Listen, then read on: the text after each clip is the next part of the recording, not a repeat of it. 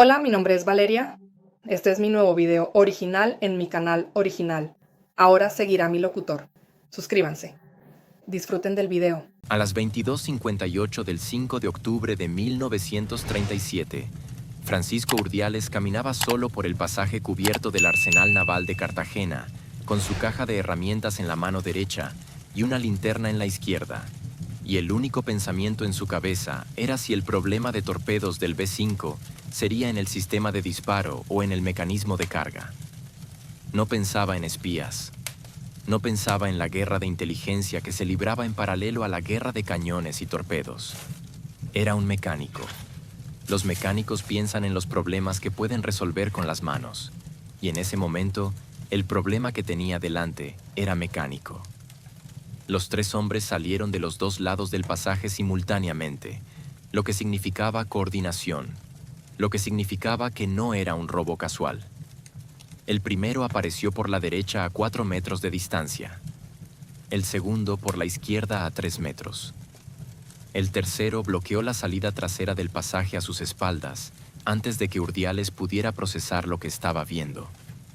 Los tres vestían uniforme de marinero republicano, pero había algo en la forma de moverse del primero. Una rigidez en los hombros, una forma de plantar los pies, que no concordaba con la postura de un marinero de a bordo. Era más parecida a la postura de alguien que había recibido entrenamiento de otro tipo. Urdiales hizo lo único que un hombre con una caja de herramientas de 8 kilogramos puede hacer cuando 3 personas se abalanzan sobre él simultáneamente. La usó como arma. Lanzó la caja contra el hombre de la derecha, que era el más cercano, con un movimiento de giro que aprovechaba todo el peso del metal. La caja impactó en el antebrazo del hombre con un golpe seco que Urdiales escuchó claramente en el silencio del pasaje, seguido de un sonido que no era exactamente un grito, sino algo más contenido, más profesional, el sonido de alguien que siente dolor pero ha aprendido a no expresarlo. El segundo hombre lo alcanzó por la espalda antes de que Urdiales pudiera completar el giro. El tercero llegó 1,4 segundos después. Lo que ocurrió en los 4 minutos siguientes, Urdiales lo recordaría el resto de su vida con la extraña claridad fragmentada con que la memoria registra los momentos de violencia física. Flashes de detalle imposiblemente nítidos separados por lagunas de medio segundo. El frío del suelo de cemento contra la mejilla. El olor a aceite de motor y humedad del pasaje. El peso de un hombre sobre sus riñones. Alguien buscando en sus bolsillos. Una voz que decía algo en un tono bajo y urgente que no era exactamente el castellano de Cartagena, sino algo con un acento diferente, más formal, más norteño. Y luego el sonido de pasos.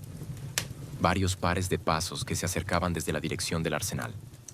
Una linterna que barría el pasaje. Una voz diferente, esta vez conocida, que gritaba: ¡Alto! ¡Policía naval! Los tres hombres desaparecieron. No corrieron. No tropezaron. Simplemente se retiraron en el espacio de 4 segundos con una eficiencia que a Urdiales, tirado en el suelo del pasaje con la mandíbula golpeada y 2 costillas que crujían al respirar, le pareció casi mecánica en su precisión. Como si hubieran ensayado la retirada con la misma meticulosidad con que habían planificado la emboscada. El hombre que llegó con la linterna era el torpedero Salinas. Había salido del alojamiento 10 minutos después de Urdiales, preocupado porque el sobre sin membrete le había parecido extraño, y había seguido el mismo pasaje. Detrás de Salinas venían 2 marineros de guardia que habían escuchado el impacto de la caja de herramientas desde su puesto a 40 metros de distancia. Urdiales se incorporó solo. Recogió su linterna del suelo. Miró en la dirección por donde habían desaparecido los 3 hombres durante 3 segundos completos. Luego dijo, en el tono calmado y sin adornos de un hombre que acaba de tomar una decisión importante: hay que hablar con el comandante Auñón. Esta noche. La reunión con Auñón duró hasta las 2:15 de la madrugada. Para entonces, el médico de la base había examinado a Urdiales y confirmado lo que él ya sabía. 2 costillas con posible fisura, no fractura completa, contusión en la mandíbula izquierda. Arañazos en la palma de la mano derecha donde había intentado frenar la caída. Nada que le impidiera trabajar. Nada que requiriera hospitalización. Nada, en el vocabulario de los hombres que trabajan con máquinas pesadas, que contara realmente como herida. Auñón escuchó el relato completo sin interrumpir. Cuando Urdiales terminó, el comandante estuvo en silencio durante 30 segundos, el mismo silencio que usaba para pensar, y luego dijo 4 cosas. Primero, que iba a comunicar el incidente al Servicio de Inteligencia Naval en Valencia esa misma noche. Segundo, que a partir de ese momento, Urdiales no se movería solo dentro del arsenal bajo ninguna circunstancia. Tercero, que el viaje a Valencia para la presentación técnica se adelantaba 48 horas, al día 6 de octubre. Cuarto, que el cuaderno de diagramas con el manual de la modificación no debía salir de la base en manos de Urdiales, sino enviarse por separado a través de correo militar oficial. Urdiales preguntó por qué la separación del cuaderno. Auñón respondió, porque si los que te atacaron esta noche eran lo que creo que eran, lo que querían no eras tú. Querían el cuaderno. Y si lo querían, es porque hay alguien en este arsenal que les ha dicho que existe. Era la primera vez que Urdiales escuchaba en voz alta lo que ya había empezado a sospechar en el suelo del pasaje. Había una filtración. Había alguien dentro de la base que había convertido su modificación de 3 centímetros de cobre en información de inteligencia enemiga. Y ese alguien, fuera quien fuera, sabía exactamente dónde vivía Urdiales, cuándo salía y qué llevaba consigo.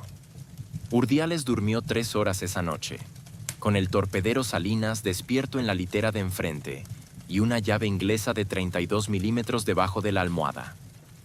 El 6 de octubre de 1937, a las 7:30, Urdiales subió a un camión militar con destino a Valencia acompañado por 2 marineros de escolta y sin el cuaderno de diagramas. El cuaderno viajó ese mismo día en valija diplomática a través del correo militar, con un destinatario en el Estado Mayor de la Flota que Auñón conocía personalmente desde hacía 17 años. Era un sistema imperfecto, lento, burocrático, pero era más seguro que cualquier alternativa disponible. El viaje de Cartagena a Valencia en 1937 no era el viaje de 3 horas por autopista que es hoy. La carretera costera estaba parcialmente cortada por operaciones militares en varios tramos, y el camión tuvo que desviarse al interior en 2 ocasiones, lo que extendió el trayecto a 7 horas y 40 minutos. Urdiales pasó la mayor parte del viaje mirando el paisaje, los campos de naranjos del litoral valenciano, las sierras del interior con sus pueblos blancos aferrados a las laderas, y pensando en el mecanismo de disparo del B-5. Si el problema del B-5 era similar al del B-6, la modificación debería ser directamente aplicable. Si era diferente, tendría que improvisar. Urdiales era bueno improvisando. El Estado Mayor de la Flota Republicana en Valencia ocupaba en octubre de 1937 varios edificios del puerto militar, un conjunto de estructuras de ladrillo y hormigón que habían sido almacenes comerciales antes de la guerra y que ahora albergaban los mapas, los códigos, las radios y los archivos de la campaña naval mediterránea. El ambiente era el de cualquier cuartel general en tiempo de guerra. Hombres que se movían deprisa, papeles que cambiaban de mano, conversaciones que se cortaban cuando alguien no reconocido se acercaba. Urdiales llegó a las 15:12 y fue recibido por un teniente de ingeniería naval llamado Arturo Pellicer, que le estrechó la mano con la eficiencia seca de alguien que tiene 8 reuniones más ese día y quiere terminar con esta lo antes posible. Esa actitud duró exactamente el tiempo que tardó Urdiales en explicar, usando las palmas de las manos para indicar distancias y ángulos porque no tenía el cuaderno, el principio de funcionamiento de su modificación. Pellicer tardó menos de 1 minuto en llamar a 2 ingenieros más. Esos 2 ingenieros escucharon durante 4 minutos y luego llamaron a un tercero. El tercero llegó con una carpeta, escuchó durante 2 minutos y dijo: ¿cuánto tiempo necesita para instalar esto en el B3 y el B5? Urdiales preguntó cuándo querían tener los operativos. El hombre con la carpeta dijo: ayer. Urdiales dijo: 2 días cada uno. 4 días en total si trabajamos sin parar. Trabajaron 4 días sin parar. Los detalles técnicos de la instalación en el BE3 y el B5 son menos dramáticos que los del B6, pero en cierto sentido son más importantes, porque demuestran algo fundamental sobre la naturaleza de la modificación de Urdiales, que no era una solución universal aplicable mecánicamente, sino un principio que requería adaptación específica a cada barco, a cada válvula, a cada patrón particular de desgaste. El B3 tenía 3 de sus 4 tubos con desgaste severo en el mecanismo de cierre, pero el cuarto tubo estaba en un estado relativamente mejor, lo que significa que la cuña de cobre en ese tubo necesitaba ser más fina, 1,8 milímetros en lugar de los 2,3 del B6, para no sobrecomprimir el sello y crear el problema inverso, un mecanismo que no abría en lugar de uno que no cerraba. El B5, que era el más antiguo de los 3 con 16 años de servicio, tenía un problema adicional. La corrosión marina había atacado parcialmente el acero del mecanismo de cierre en el tubo número 2, creando una irregularidad en la superficie de contacto que hacía imposible un sellado uniforme independientemente del grosor de la cuña. Para ese tubo, Urdiales tuvo que fabricar una cuña de perfil irregular, no rectangular sino ligeramente curvada, que compensaba la geometría deformada de la superficie. Tardó 7 horas solo en ese tubo. Cuando terminó los 4 días, Urdiales había instalado el sistema en 6 tubos del B3, 4 del B5, y había redactado, esta vez con papel y lápiz facilitados por el Estado Mayor, un adendum de 12 páginas al cuaderno original que describía las variaciones específicas necesarias para diferentes patrones de desgaste y los métodos de diagnóstico táctil que él usaba para determinar el grosor de cuña adecuado. Era la primera vez en su vida que intentaba poner en palabras algo que había hecho siempre con las manos, y el resultado era torpe en su prosa pero impecable en su precisión técnica. El cuaderno original, que había llegado en valija militar el día 8, fue fotocopiado 3 veces. Una copia fue al Arsenal de Cartagena, una segunda al depósito de archivos del Estado Mayor, una tercera, sobre la que Urdiales no supo nada hasta después de la guerra, viajó a Barcelona en manos de un oficial que tenía contactos con asesores navales soviéticos, y de Barcelona a Moscú, donde los ingenieros de la Armada Roja la estudiaron con considerable interés. Urdiales volvió a Cartagena el 11 de octubre de 1937. 3 días después de que el B6 hubiera salido a su siguiente patrulla sin él. Este detalle importa más de lo que parece. El comandante Auñón había esperado hasta el último momento posible la vuelta de Urdiales, retrasando la salida 18 horas más allá de la fecha programada, pero el Estado Mayor había insistido en que el B6 debía salir. Había un convoy de suministro franquista procedente de Génova que la inteligencia republicana había rastreado durante 11 días. Y la ventana de intercepción en el corredor entre Ibiza y el Cabo de la Nao era de 72 horas. No podían esperar más. El B6 salió el 8 de octubre con el sistema de modificación instalado y funcionando, pero sin el hombre que sabía cómo ajustarlo cuando los detalles salían de los parámetros del manual. Auñón llevaba a bordo el cuaderno de diagramas y el adendum. Tenía el torpedero de guardia, un hombre de 28 años de Murcia llamado Joaquín Vera, que había leído el cuaderno 2 veces e intentado reproducir las instrucciones en seco durante los 3 días previos a la salida. Era suficiente para la teoría. No era lo mismo que las manos de Urdiales. Lo que el B6 encontró en esa patrulla fue el convoy más grande que el submarino había tenido nunca frente a sus tubos. 4 cargueros de entre 4.000 y 6.200 toneladas, escoltados por 2 torpederos y un pequeño crucero auxiliar de fabricación italiana de 2.800 toneladas. El nombre del crucero era el Ram III y transportaba en sus bodegas, según la inteligencia republicana, 1.200 toneladas de material aeronáutico, motores de repuesto, instrumentación y componentes para los aviones Fiat CR-32 y Savoia Marchetti, SM-79 que la aviación franquista usaba con creciente efectividad sobre el frente republicano. Auñón eligió el RAM 3 como objetivo primario. El disparo del tubo número 1, a las 16:23 del 14 de octubre de 1937, fue limpio. El torpedo salió perfectamente. El clic de la válvula fue el mismo que Urdiales había descrito en el manual. El RAM 3 recibió el torpedo en el lado de estribor a 23 metros de la proa y comenzó a escorarse de inmediato.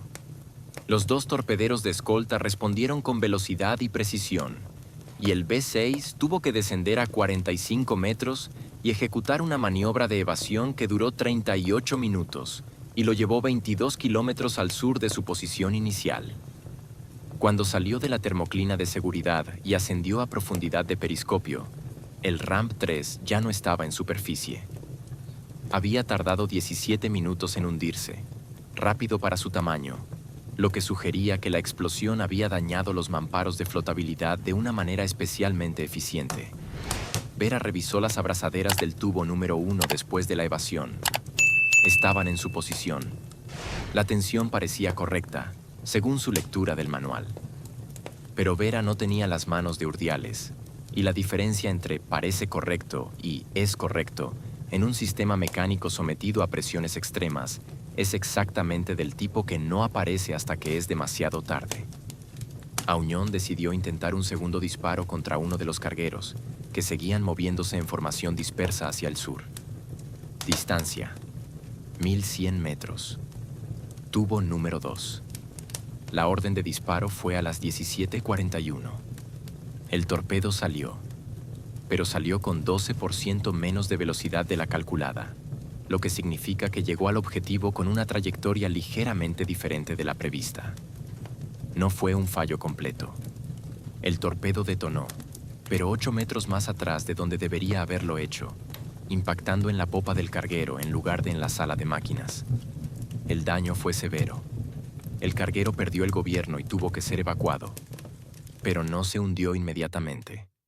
Los torpederos de escolta remolcaron el casco averiado hacia Palma de Mallorca, donde fue reparado y volvió al servicio 2 meses después. Era exactamente el tipo de resultado que Urdiales, con sus manos en la abrazadera del tubo número 2, habría evitado. Auñón anotó en el diario de operaciones de ese día: sistema de modificación Urdiales funcionando dentro de parámetros en tubo 1. Tubo 2 requiere ajuste de tensión no especificado en manual. Necesario personal de mantenimiento especializado en próxima patrulla. Era el informe más contenido posible de una situación que, en otras palabras, decía: necesitamos a Urdiales. Lo que ocurrió en Cartagena durante la ausencia del B-6 fue, en retrospectiva, más importante para el desarrollo de la campaña submarina republicana que cualquier hundimiento individual. El Servicio de Inteligencia Naval, alertado por Auñón sobre la emboscada del 5 de octubre, había comenzado una investigación discreta de las posibles fuentes de filtración en el arsenal. La investigación duró 23 días y fue conducida por un agente llamado Marcos Cienfuegos, que trabajaba nominalmente como administrativo en el Departamento de Suministros, pero que llevaba 16 meses identificando redes de espionaje franquista en las bases navales del Mediterráneo. Cienfuegos no encontró a los 3 hombres del pasaje. Probablemente habían salido de Cartagena en las 48 horas siguientes a la emboscada, y sus identidades reales nunca fueron establecidas con certeza. Lo que sí encontró, el día 18 de octubre, fue algo diferente y en cierto modo más valioso. No a los agentes operativos, sino a la fuente de información. El hombre que había pasado el nombre y la descripción de Urdiales al espionaje franquista era un suboficial de 37 años del Departamento Técnico del Arsenal, natural de Salamanca, que llevaba en la Marina desde 1923 y que tenía una hermana mayor casada con un oficial del ejército franquista capturado en los primeros días de la guerra y detenido en un campo de prisioneros en Murcia. No era ideología, era una negociación personal, el tipo más antiguo de traición. Información a cambio de la promesa de un trato mejor para el hermano de la cuñada. Cienfuegos no detalló en su informe oficial si esa promesa había sido honrada por el lado franquista. Probablemente no importaba a esas alturas. El suboficial fue arrestado el 19 de octubre. La investigación reveló que había pasado, además del nombre de Urdiales, los horarios de patrulla del B-6 durante los meses de agosto y septiembre, la localización del hangar de mantenimiento de torpedos y una descripción general del principio de la modificación, aunque sin los detalles técnicos específicos. Era suficiente para que el mando franquista entendiera que el B-6 tenía un sistema de disparo mejorado. No era suficiente para que sus ingenieros pudieran replicarlo o diseñar una contramedida técnica. Urdiales se enteró del arresto el mismo día que regresó de Valencia. Auñón se lo comunicó en 3 frases. Urdiales escuchó, asintió y preguntó si podía ir a revisar el sistema de torpedos del B-6 antes de la siguiente patrulla.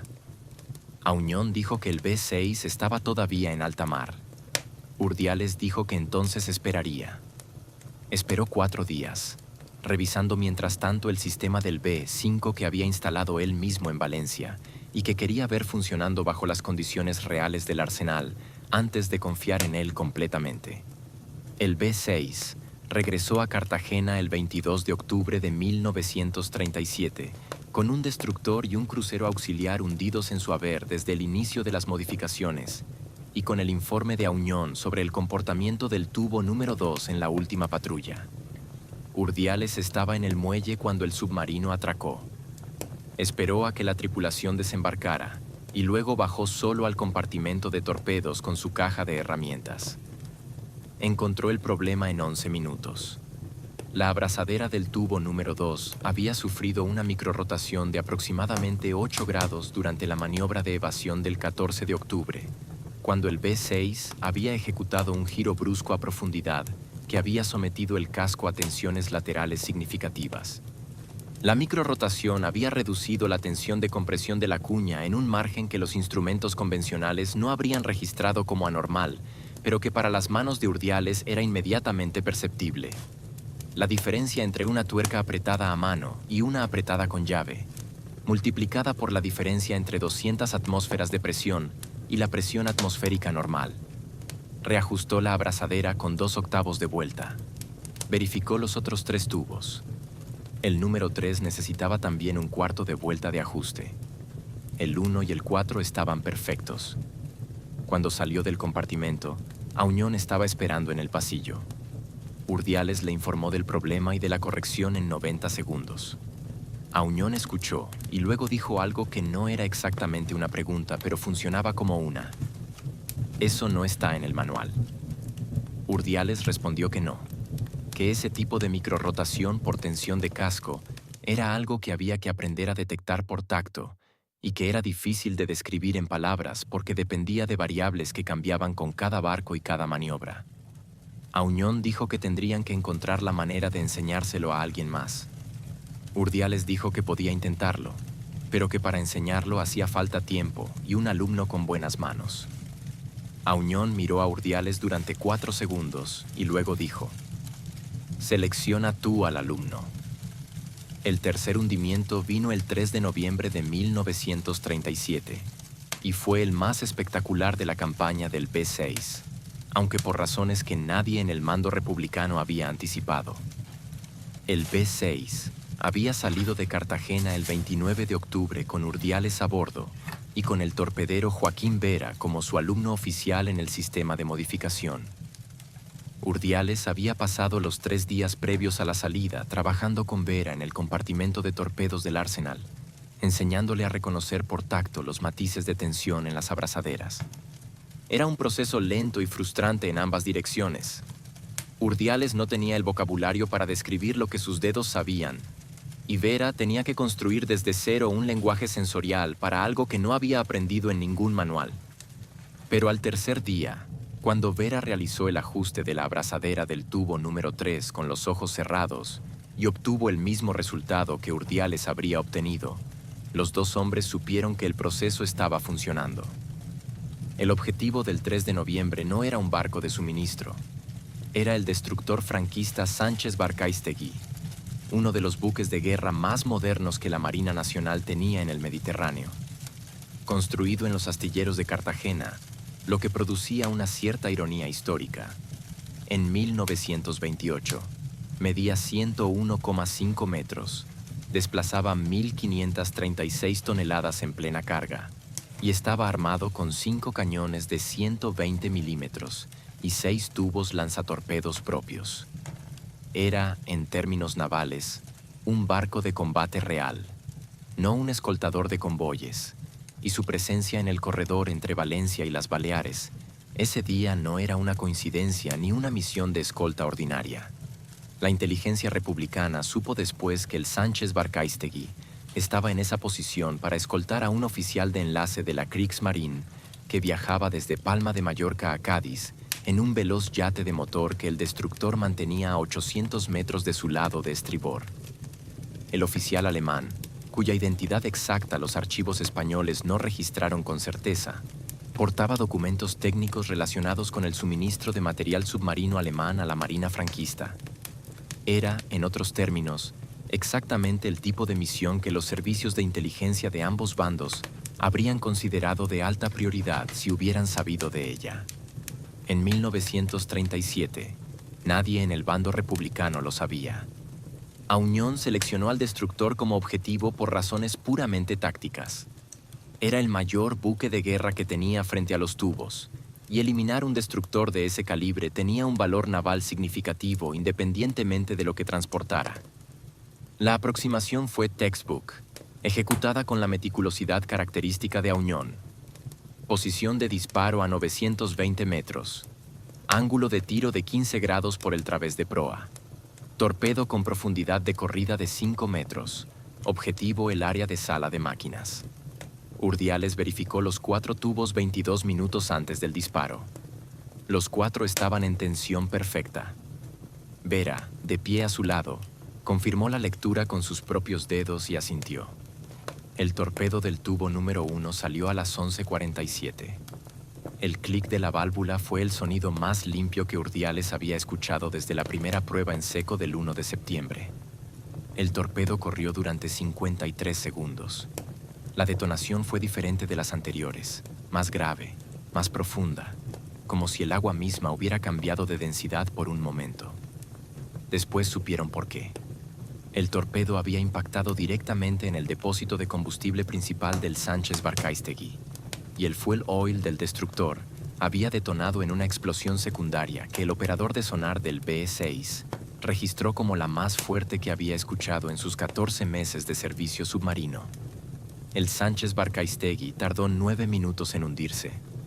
De su tripulación de 162 hombres, los registros franquistas que se abrieron parcialmente después de 1975 indican que 94 fueron recuperados con vida. 68 murieron. El yate de motor con el oficial alemán escapó hacia el este a toda velocidad y llegó a Ibiza 3 horas después. Los documentos técnicos que transportaba llegaron eventualmente a Cádiz y cumplieron su propósito. Pero el destructor que los escoltaba descansaba ahora en el fondo del Mediterráneo, a 47 millas náuticas al este de Valencia, a una profundidad de 680 metros, donde permanece hasta hoy. La respuesta del mando franquista al hundimiento del Sánchez Barcaistegui fue cuantitativa y coordinada. En los 10 días siguientes al 3 de noviembre, la presencia de unidades antisubmarinas en el corredor mediterráneo se triplicó. Se desplegaron 3 destructores adicionales procedentes de Cádiz, 2 torpederos de la base de Palma de Mallorca, y se estableció un sistema de patrulla aérea con hidroaviones Heinkel G-59 alemanes que cubrían el sector entre el meridiano de Valencia y el paralelo de Ibiza en turnos de 4 horas. Era, en términos de recursos dedicados a neutralizar un único submarino enemigo, una respuesta desproporcionada que decía mucho sobre el daño que el B-6 había causado y el miedo que había generado. Para Urdiales, el aumento de la presión antisubmarina significó algo muy concreto. Las patrullas del B-6 se acortaron de 8 a 10 días a 5 a 6 días para reducir el tiempo de exposición. Los ángulos de aproximación a los objetivos se volvieron más conservadores para minimizar el riesgo de detección.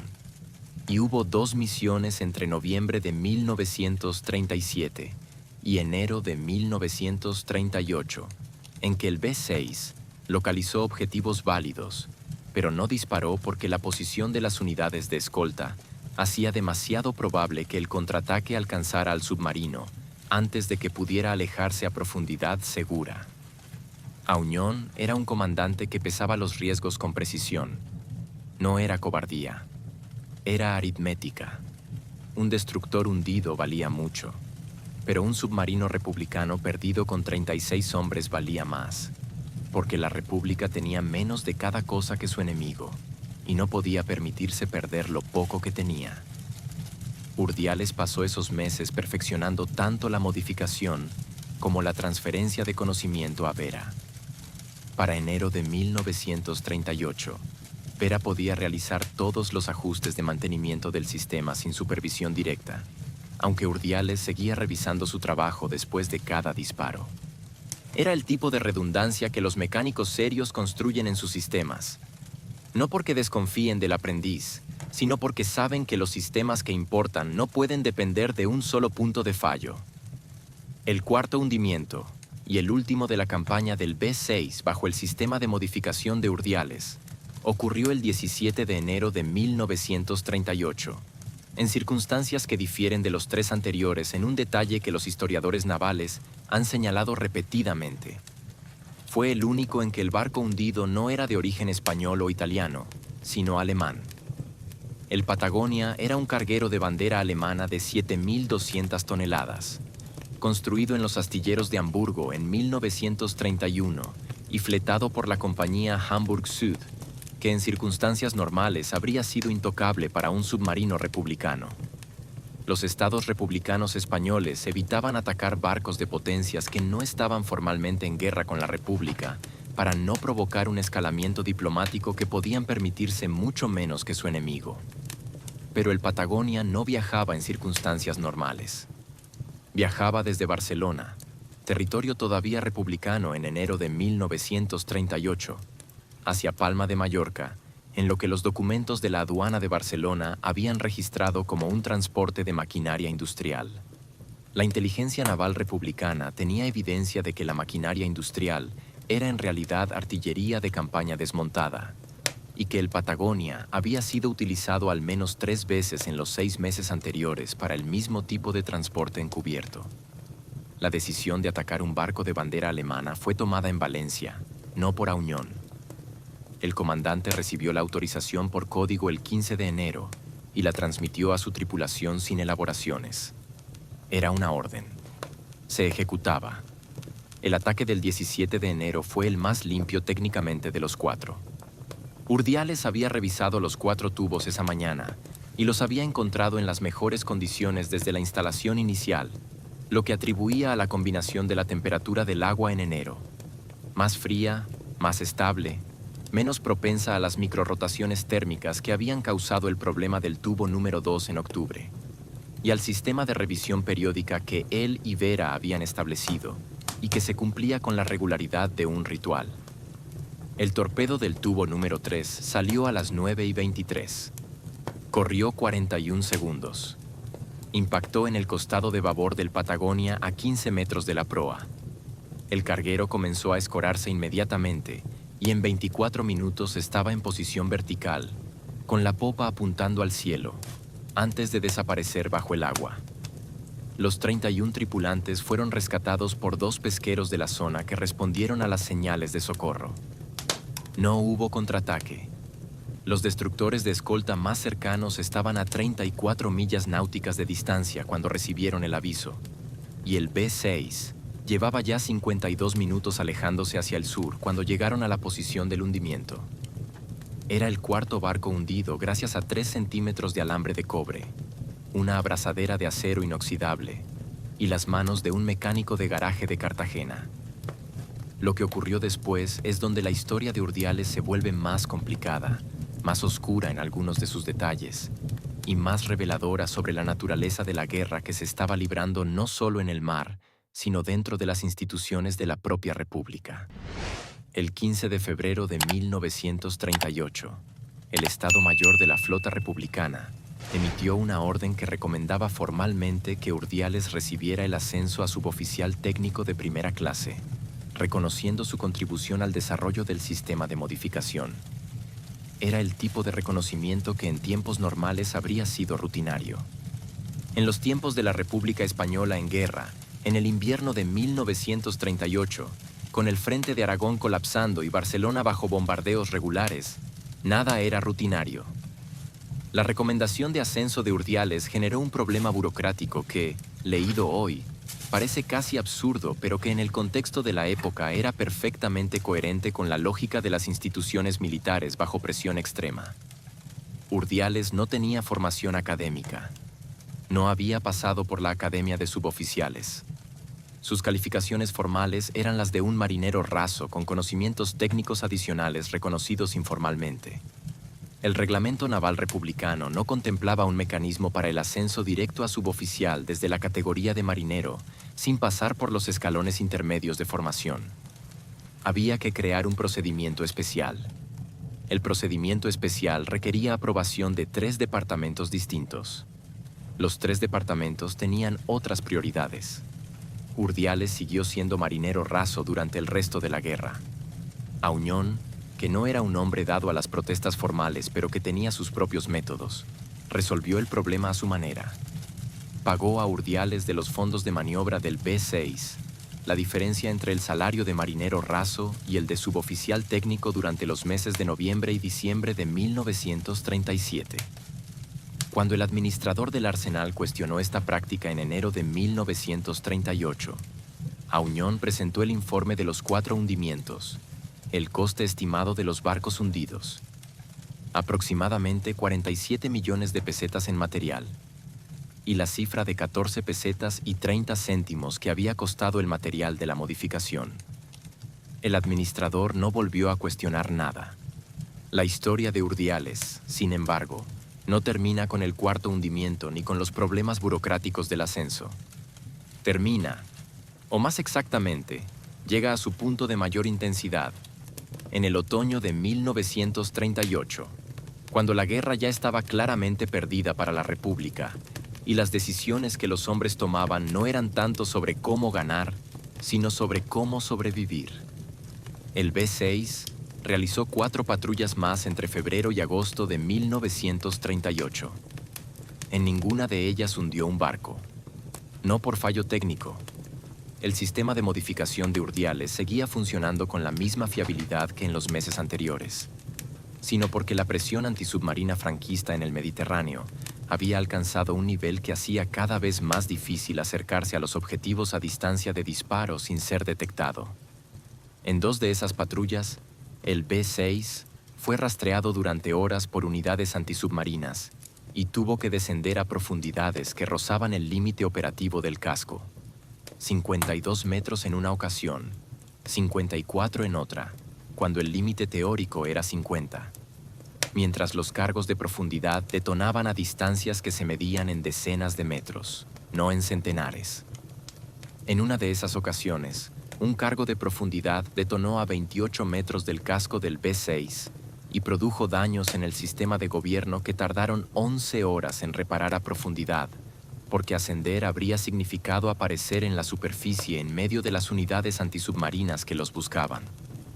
Urdiales pasó esas 11 horas en el compartimento de torpedos, que era el más estable del barco en términos de presión estructural, reparando con herramientas que tenía que usar casi a ciegas porque las luces del compartimento habían saltado con el golpe del cargo más cercano. Reparó el sistema de gobierno usando componentes de repuesto que llevaba en su caja de herramientas personal y un trozo de cañería de latón del sistema hidráulico auxiliar que modificó en el momento. Tardó más de lo que habría tardado en condiciones normales, porque trabajaba en una posición incómoda y con guantes, porque el metal de las herramientas conducía el frío del casco con una intensidad que hacía doler los dedos después de 20 minutos de exposición directa. Cuando el sistema de gobierno volvió a funcionar y el B6 pudo maniobrar, Auñón se acercó al compartimento de torpedos y encontró a Urdiales sentado en el suelo con las manos en el regazo y los ojos cerrados. No estaba dormido. Estaba, como Auñón describió en su diario personal con una exactitud involuntariamente poética. Descansando las manos.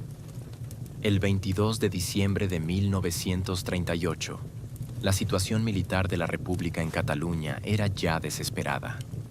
La ofensiva franquista en Aragón y Cataluña, que había comenzado en marzo, había fragmentado el territorio republicano y Barcelona estaba en peligro inmediato. El arsenal naval de Cartagena, que había sido el corazón técnico de la flota republicana durante 30 meses de guerra, comenzó a enfrentarse a una pregunta para la que nadie tenía una respuesta preparada. ¿Qué hacer con los barcos, con el equipo y con los hombres cuando el colapso llegara? Para Urdiales, la pregunta era más personal y más inmediata. Era un hombre que había ayudado a hundir 4 barcos franquistas. Cuando terminara la guerra, si terminaba como todo indicaba que iba a terminar, ese historial tendría consecuencias. No abstractas, concretas.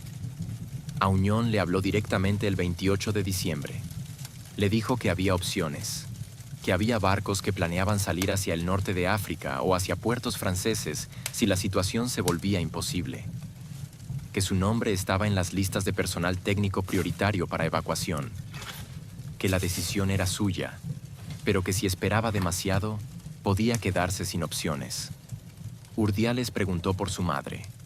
Su madre, que tenía 59 años y vivía en el barrio de Santa Lucía donde Francisco había nacido, no estaba en ninguna lista de evacuación. Era una mujer mayor en una ciudad que, cuando cayera en manos franquistas, sufriría las represalias habituales contra las familias de los hombres que habían servido activamente en la Marina Republicana. La lógica de la supervivencia decía que Urdiales debía marcharse. La lógica de ser hijo decía algo diferente. Urdiales tardó 5 días en tomar la decisión. Al final se quedó. Cartagena cayó bajo control franquista en marzo de 1939, en circunstancias dramáticas que incluyen un levantamiento interno de sectores anticomunistas dentro de la propia guarnición republicana. Un episodio confuso y violento que los historiadores han estudiado extensamente y que no forma parte directa de esta historia salvo en una cosa. En el caos de esos días, muchos hombres que debían haber sido detenidos escaparon, y muchos que no debían haber sido detenidos lo fueron. Urdiales fue detenido el 8 de marzo de 1939. El proceso de depuración franquista al que fue sometido duró 6 meses y fue manejado por un tribunal militar que revisó su expediente naval con la eficiencia burocrática característica de los procedimientos de posguerra. Los cargos formales eran adhesión a la rebelión, la terminología franquista para quienes habían servido lealmente a la República Legítima, y actos de guerra contra la nación. Los 4 hundimientos estaban documentados. El manual técnico estaba en el expediente, una copia del que había llegado a los servicios de inteligencia franquistas, probablemente a través del suboficial arrestado en octubre de 1937 o de alguna otra fuente no identificada. El tribunal lo condenó a 12 años de prisión en octubre de 1939. Cumplió 4 años y 8 meses. Fue puesto en libertad condicional en junio de 1944, bajo un régimen de libertad vigilada que le obligaba a presentarse mensualmente ante la comisaría local y que le prohibía abandonar la provincia de Murcia. Tenía 32 años. Volvió al barrio de Santa Lucía. Su madre estaba viva. El taller de la calle Cuatro Santos había sido ocupado y reconvertido en almacén de un comerciante que lo había adquirido en las confiscaciones de los primeros años de la posguerra. Urdiales encontró trabajo como mecánico en un taller de automóviles del centro de Cartagena, cuyo propietario, un hombre pragmático llamado Eusebio Cano, necesitaba un mecánico bueno y no hacía preguntas sobre el pasado de las personas siempre que hicieran bien su trabajo. Urdiales hacía bien su trabajo. La libertad vigilada terminó en 1950. Las restricciones formales sobre su movimiento se levantaron. En ningún documento oficial de los años siguientes figura ninguna referencia a sus servicios durante la guerra. El comandante Ramón Auñón escapó en uno de los barcos que salieron de Cartagena hacia Orán en marzo de 1939. Vivió en el exilio en México hasta su muerte en 1967. En 1953, publicó unas memorias en Ciudad de México que describían las operaciones del B-6 con considerable detalle, incluyendo la historia completa de la modificación de Urdiales y los 4 hundimientos. Las memorias no se publicaron en España hasta 1981, 2 años después de la muerte de Franco, y la edición española tuvo una tirada de 3.000 ejemplares. No fue un bestseller. El torpedero Vera, que había aprendido el sistema de tacto de Urdiales y que había sido el segundo humano en la historia en saber ajustar una abrazadera de acero inoxidable de la manera específica que Urdiales había desarrollado, escapó a Francia en 1939 y se alistó en la Legión extranjera francesa. Combatió en el norte de África entre 1940 y 1943. Murió en la batalla de El Alamein el 2 de noviembre de 1942. El operador de sonar Enrique Vargas, que había captado la firma acústica del Velasco en la mañana del 22 de septiembre de 1937 y cuya identificación había hecho posible el segundo hundimiento, fue capturado en Cartagena y pasó 3 años en prisión. Regresó a Málaga en 1942 y trabajó como pescador hasta 1978. El B-6 fue capturado por las fuerzas franquistas en el puerto de Cartagena el 5 de marzo de 1939 durante el levantamiento interno. Fue integrado en la Marina franquista bajo el nombre de General Mola. Sirvió en tareas de entrenamiento durante los años 40 y fue desguazado en 1952. En el momento del desguace, el sistema de modificación de Urdiales, las cuñas de cobre y las abrazaderas de acero, llevaba instalado en los 4 tubos de torpedo desde septiembre de 1937. Los técnicos del Arsenal que realizaron el desguace encontraron las piezas y no pudieron identificar su origen. Las registraron en el inventario como modificaciones no documentadas de mecánica interna. Fueron fundidas junto con el resto del casco. Francisco Urdiales Moreno vivió en Cartagena el resto de su vida. Se casó en 1947 con una mujer llamada Concepción Meroño. Tuvieron 2 hijos y una hija. Trabajó como mecánico hasta los 68 años, cuando los problemas en las manos que habían comenzado a manifestarse en sus 50. Una artrosis progresiva que los médicos atribuían en parte a los años de trabajo en condiciones de frío y humedad del submarino. Lo obligaron a reducir su actividad. Murió el 14 de marzo de 1989 en el Hospital Santa María del Rosell de Cartagena, a los 77 años. La causa de la muerte fue insuficiencia cardíaca. En su expediente oficial de la Marina Española, que fue revisado parcialmente durante la transición democrática, no figura ninguna mención de su participación en los hundimientos del B-6. En el Registro Civil de Cartagena, su ocupación aparece listada desde 1944 hasta la jubilación, como mecánico de automóviles. Hay una fotografía de Urdiales tomada en 1971, cuando tenía 59 años, que apareció en una pequeña exposición sobre la Guerra Civil en Cartagena en 2007. En la fotografía está de pie junto a su hijo mayor, que en ese momento tenía 20 años, en el patio de la casa donde vivió desde los años 50. Lleva un jersey gris y tiene las manos en los bolsillos. Es imposible decir, mirando esa fotografía, que ese hombre fue la razón por la que 4 barcos franquistas, un destructor, un crucero auxiliar, un carguero y un carguero alemán, descansan en el fondo del Mediterráneo. Eso es lo que hace que su historia merezca ser contada. El impacto técnico de la modificación de Urdiales sobrevivió a la República Española, aunque la República misma no lo hiciera. Las copias del manual que llegaron a los asesores soviéticos en Barcelona en 1937 contribuyeron al desarrollo de técnicas de mantenimiento de sistemas de disparo que fueron documentadas en manuales técnicos de la Armada Roja durante los años 40, aunque sin atribución explícita a su origen español. El principio de la cuña de compensación para desgaste de válvulas de distribución de aire comprimido fue incorporado en varios manuales de mantenimiento naval de la segunda posguerra, con variaciones y refinamientos, sin que ninguno de esos documentos mencione el nombre de Francisco Urdiales ni el del B-6. El valor económico de lo que Urdiales logró puede calcularse, aunque las cifras son aproximadas. Los 4 barcos hundidos representaban, en pesetas de 1937, entre 60 y 80 millones de pesetas en valor de casco y carga. El material de guerra destruido o retrasado, artillería, munición, combustible de aviación, material aeronáutico, tiene un valor militar cuantificable en términos de capacidad operativa franquista en el Mediterráneo entre septiembre de 1937 y enero de 1938.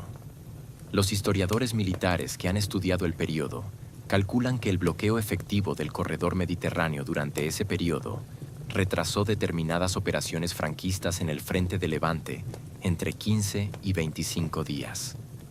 El coste de la modificación que hizo todo esto posible fue de 14 pesetas y 30 céntimos. Hay una última parte de esta historia que merece ser contada, porque es la que cierra el círculo de una manera que ningún novelista habría sido capaz de inventar. En 2019, un equipo de arqueología subacuática de la Universidad de Cartagena realizó una expedición a las coordenadas donde los registros históricos sitúan el hundimiento del Sánchez Barcaistegui, el destructor hundido el 3 de noviembre de 1937. Encontraron los restos en 683 metros de profundidad, con la proa todavía razonablemente intacta, inclinada a unos 35 grados sobre el fondo de arena del Mediterráneo. Las fotografías que tomaron los ROV muestran el casco cubierto de concreciones marinas, colonizado por corales de aguas profundas, habitado por peces que pasan por los agujeros de los mamparos, sin saber ni importarles lo que ese casco fue hace 82 años. Uno de los investigadores de la expedición se llamaba Francisco Urdiales Meroño. Era el nieto de Paco. Tenía 31 años, que era exactamente la edad que su abuelo tenía cuando salió de la prisión en 1944 con la libertad vigilada y los dedos empezando a doler. El investigador Urdiales Meroño había estudiado arqueología subacuática en la Universidad de Murcia y había elegido el B6 y sus hundimientos como tema de su tesis doctoral, sin saber al principio, sin que nadie en su familia le hubiera contado, porque en España se tardan décadas en contar ciertas cosas, que el mecánico que protagonizaba la historia que estaba estudiando era su propio abuelo. Lo descubrió cuando encontró, en los archivos del Arsenal Naval de Cartagena, el cuaderno de diagramas original. 80 páginas cuadriculadas con sello de la República, con 27 diagramas dibujados a mano con precisión milimétrica. Y en la primera página, en la letra apretada y ligeramente inclinada de un hombre que había aprendido a escribir tarde, un nombre. F. Urdiales Moreno, mecánico, B6. Septiembre de 1937. Tardó 3 días en confirmar que era su abuelo. La historia de Francisco Urdiales es la historia de lo que puede hacer una persona que sabe usar sus manos cuando el sistema que debería resolver los problemas no puede o no quiere hacerlo.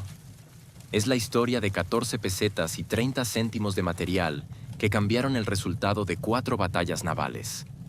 Es la historia de un conocimiento que vivía en los dedos de un hombre y que sobrevivió a la guerra, a la prisión, al silencio de 4 décadas y a la muerte de su portador para llegar, a través de un cuaderno con el sello de la República, a las manos de un nieto que no sabía lo que estaba buscando cuando lo encontró.